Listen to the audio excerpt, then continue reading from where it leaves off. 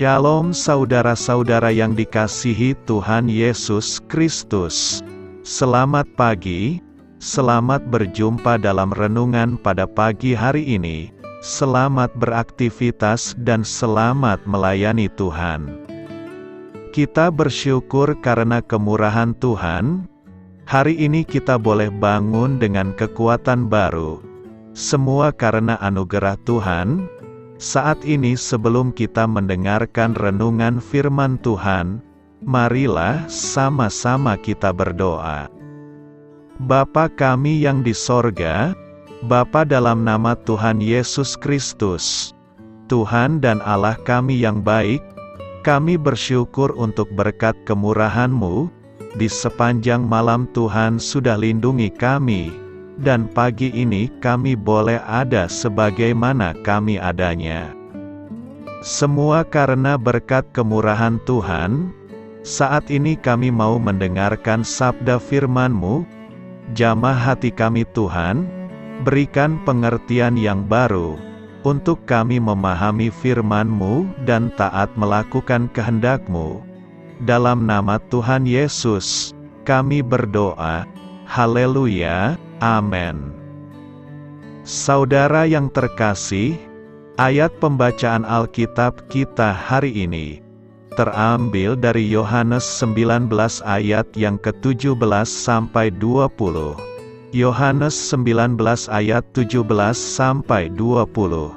Sambil memikul salibnya, ia pergi keluar ke tempat yang bernama tempat tengkorak, dalam bahasa Ibrani Golgota. Dan di situ ia disalibkan mereka, dan bersama-sama dengan dia disalibkan juga dua orang lain. Sebelah menyebelah, Yesus di tengah-tengah, dan Pilatus menyuruh memasang juga tulisan di atas kayu salib itu. Bunyinya, Yesus orang Nazaret, Raja orang Yahudi. Banyak orang Yahudi yang membaca tulisan itu, sebab tempat di mana Yesus disalibkan letaknya dekat kota, dan kata-kata itu tertulis dalam bahasa Ibrani, bahasa Latin, dan bahasa Yunani. Sahabat suara kasih, ayat emas renungan kita hari ini adalah Yohanes 19 ayat 19. Dan Pilatus menyuruh memasang juga tulisan di atas kayu salib itu. Bunyinya, Yesus orang Nazaret, Raja orang Yahudi. Judul renungan kita hari ini adalah Tuhan berbicara kepada kita. Ditulis oleh Claudia Jessica, sahabat suara kasih. Tuhan tahu gambaran besar hidup kita. Tuhan tahu bahwa terkadang kita tidak mengerti tanda-tanda yang diberikannya. Mungkin itulah sebabnya Dia memberikan kita begitu banyak tanda.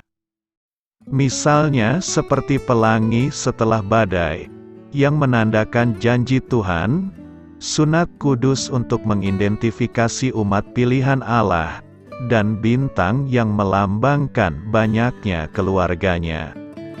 Bahkan hari ini, kita melihat tanda-tanda di gereja perjanjian baru. Persekutuan adalah tanda kematiannya, dan baptisan adalah tanda kelahiran rohani kita. Setiap tanda ini melambangkan kebenaran spiritual yang lebih besar. Namun bagaimanapun juga, tanda yang sangat pedih adalah salib, tanda tiga bahasa, yang dilukis dengan tangan, ditugaskan oleh Romawi. Setiap pejalan kaki dapat membaca tanda itu. Karena setiap pejalan kaki dapat membaca bahasa Ibrani, Latin, atau Yunani. Ini adalah tiga bahasa besar dunia kuno. Bahasa Ibrani adalah bahasa Israel, yaitu bahasa agama.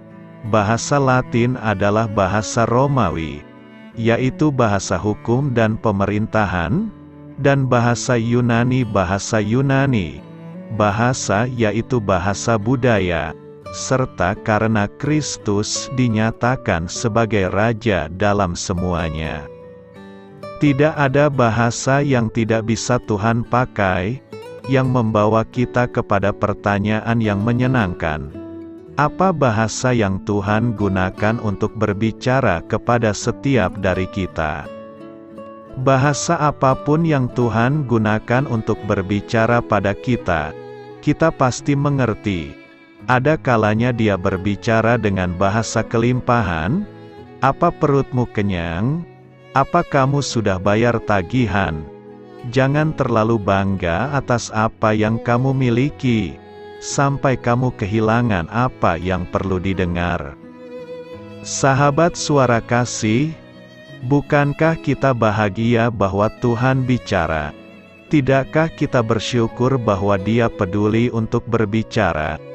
Bukankah baik mengetahui bahwa Tuhan bergaul karib dengan orang yang takut akan Dia, dan perjanjiannya diberitahukannya kepada mereka? Marilah kita renungkan, pikirkan apakah ucapan terima kasih kepada Tuhan yang akan sesuai, dan ketika kita sedang melakukannya, tanyakan padanya, apakah kita mungkin kehilangan tanda-tanda yang Tuhan berikan pada kita? Tuhan berbicara semua bahasa, termasuk bahasa yang kita pakai. Bukankah Tuhan berkata kepada setiap orang percaya, "Aku hendak mengajar dan menunjukkan kepadamu jalan yang harus kau tempuh." Amin. Tuhan Yesus memberkati. Sahabat Suara Kasih, demikianlah renungan firman Tuhan pada pagi hari ini. Semoga menjadi berkat bagi hidup kita, dan sebelum kita memulai segala aktivitas kita di pagi hari ini, marilah kita berdoa. Bapa kami yang di sorga, Bapa di dalam nama Tuhan Yesus Kristus, terima kasih Bapa, karena Engkau sudah menjadi Allah bagi kami.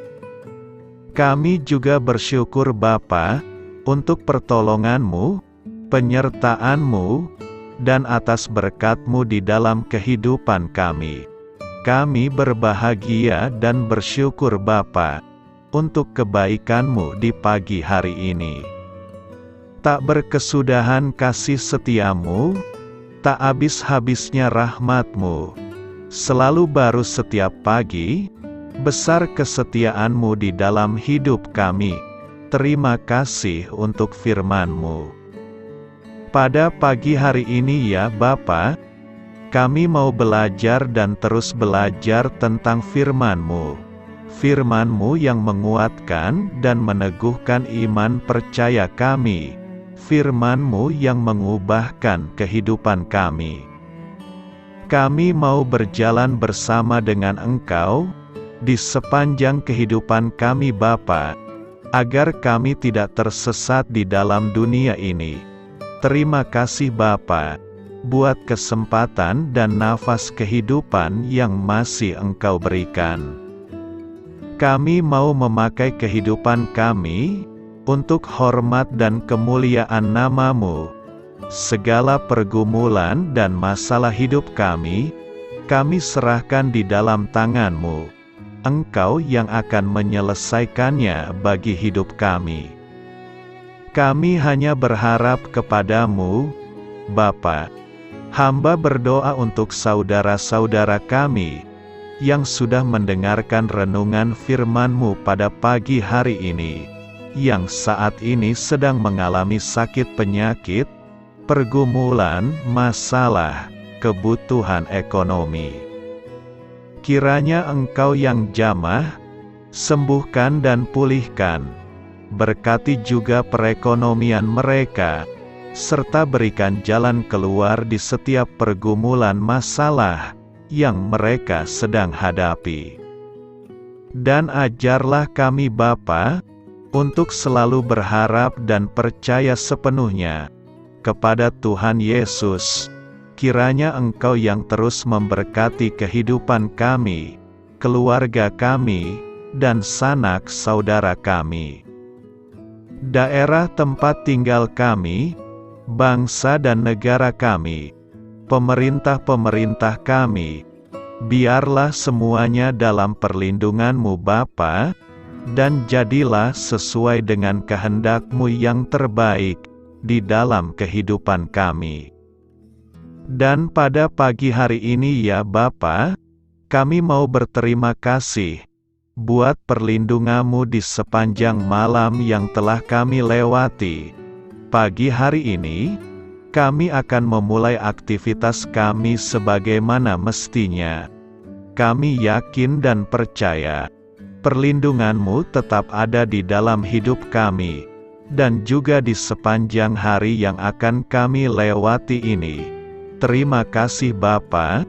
Inilah yang menjadi doa dan permohonan kami. Dalam nama Tuhan Yesus Kristus, kami berdoa. Amin.